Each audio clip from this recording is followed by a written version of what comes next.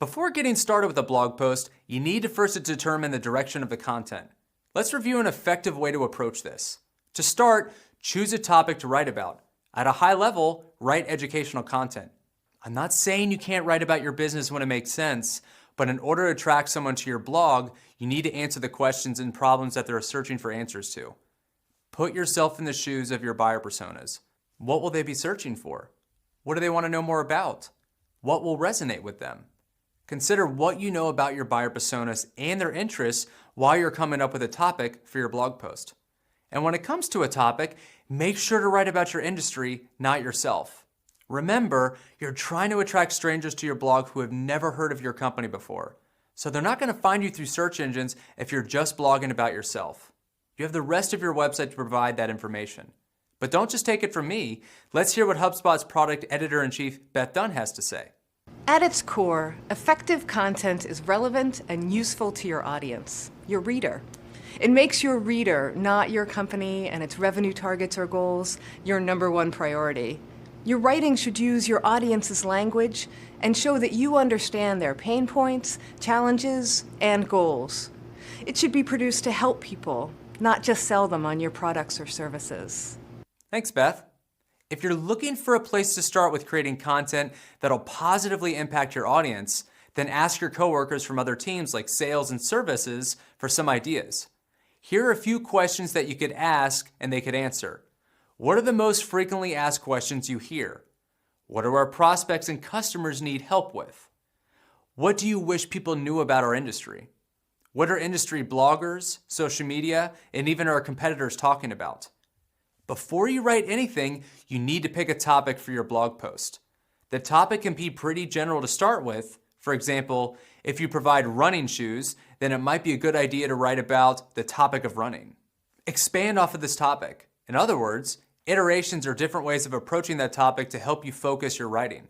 For example, you might decide to narrow your topic to best running shoes for marathons or lifetime of running shoes.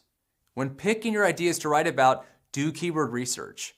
Keywords are the words and phrases typed into search engines.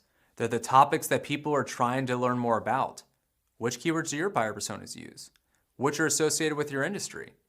Optimizing your blog post for keywords is not about incorporating as many keywords into your post as possible. Nowadays, this actually hurts your search engine optimization because search engines consider this keyword stuffing. It also doesn't make for a good reader experience, a ranking factor that search engines now prioritize to ensure you're answering the intent of your visitors. You should use keywords in your content in a way that doesn't feel unnatural or forced. A good rule of thumb is to focus on one long-tail keyword per blog post. A long-tail keyword is a very targeted search phrase that contains 3 or more words. It often contains a head term, which is a more generic search term, 1 or 2 words in length. The head terms you choose should align with the topics that you want your business and website to be known for and build authority around. For example, if you want your business to be known for content marketing, then a blog post on 3 steps to organizing a long-term content marketing strategy is a great example of a long-tail keyword in support of this topic. And why should you focus on long-tail keywords for blog post titles? These longer, often question-based keywords keep your post focused on the specific goals of your audience. Website visitors searching long-tail terms are more likely to read the whole post and seek information from you. In other words, you'll attract the right type of traffic to your website. If you're brainstorming ideas to write about, there's a good chance you'll create a long list of ideas for topics you want to cover and posts you can create. This will help create a longer-term blogging strategy, making a list of topics that support a specific conversion. For example, if you have an ebook or guide that you want to create and promote, then consider making a list of blog ideas that support this guide's content. This way, if someone finds your blog post and finds the content helpful, that increases the chances of them wanting to click a call to action, also known as a CTA, to access a relevant offer. If you're looking for assistance with blog ideas, then check out HubSpot's Blog Ideas Generator. This free tool will help jumpstart your creative process.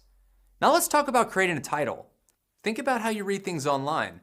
You read the title first before you commit. It needs to catch your interest, especially since it's the first thing that will catch a reader's attention. Start by creating a working title for your blog post. A working title is something to work off of as you begin to write your post. Start here to narrow your topic down and focus on one angle. A broad term like social media could breed multiple blog post ideas. A working title like Top Social Media Channels for Live Video in 2019 is now long tail and specific. Once you finish the piece, you'll come back to this title and refine it to be more aligned with the direction you ended up taking in the post. For almost every piece of content, come up with at least 5 to 10 different titles. Make it a rule that you spend a minimum of 5 minutes brainstorming titles. And once you make a list, send to a coworker to get their opinion. Also, make the value of the post clear in the title. Your title should help readers and search engines understand what your post is about. Set the right expectations. What is the reader going to get out of your blog post? What information is covered?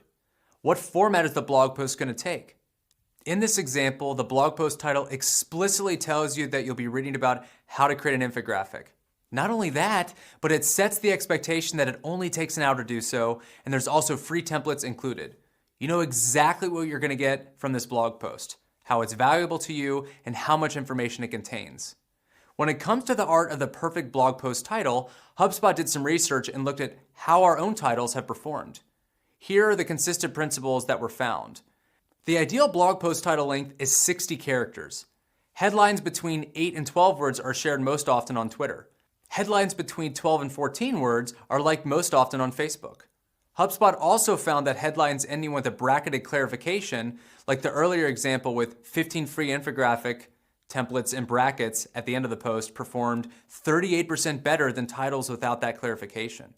If you're having trouble trimming down the length of a title, run it through Moz's title tag preview tool to see how the title will appear on a search engine results page.